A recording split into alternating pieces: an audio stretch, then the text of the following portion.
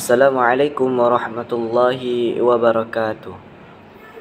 Perkenalkan, nama saya Doni Alparezi dengan NIM 203220092, kelas 6D, Prodi Manajemen Pendidikan Islam. Di sini saya akan membahas tentang membangun lembaga pendidikan Islam yang bermutu. Selanjutnya, membangun lembaga pendidikan Islam yang bermutu itu adalah lembaga pendidikan Islam yang bermutu bukan hanya sekadar tempat mengajarkan agama, tapi juga menjadi tempat pembentukan karakter, kecerdasan, dan kepemimpinan umat. Selanjutnya, adapun langkah-langkah untuk membangun pendidikan Islam yang bermutu itu, yaitu yang pertama langkahnya yaitu menyusun visi misi Islam. Yang pertama disusun berdasarkan nilai-nilai Al-Quran dan hadis. Yang kedua harus kontekstual dan aplikatif. Dan yang ketiga fokus pada pembentukan insan kamil atau paripurna. Maksudnya di sini adalah visi misi adalah pondasi jelas bahwa sekolah Islami harus memiliki arah yang jelas, tidak sekedar formalitas di brosur tapi hidup dalam budaya institusinya. Dan langkah yang kedua itu adalah pengembangan kurikulum terpadu. Yang pertama menintegrasikan ilmu duniawi dan ukhrawi, dan yang kedua menerapkan pembelajaran aktif dan meaningful learning, dan yang ketiga adab dan akhlak sebagai landasan pembelajaran. Maksudnya adalah mutu pendidikan tergantung pada kurikulum. Disinilah harus ada sinergi antara ilmu umum dan nilai Islam tanpa merendahkan salah satu.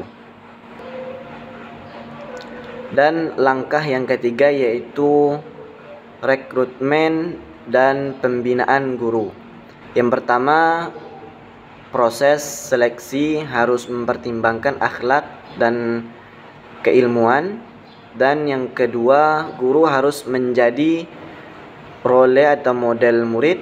Dan yang ketiga, program pembinaan ruhiyah dan profesional rutin.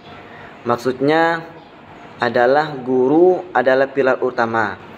Sekolah yang bermutu dibangun oleh pendidikan yang bermutu pula, baik secara akademik maupun spiritual. Dan langkah yang keempat yaitu manajemen profesional dan Islami. Yang pertama, struktur organisasi efektif dan efisien. Dan yang kedua, sistem administrasi dan keuangan aktual. Dan kedua, sistem administrasi dan keuangan akuntabel. Dan yang ketiga, pemimpin yang amanah, disiplin, dan inspiratif.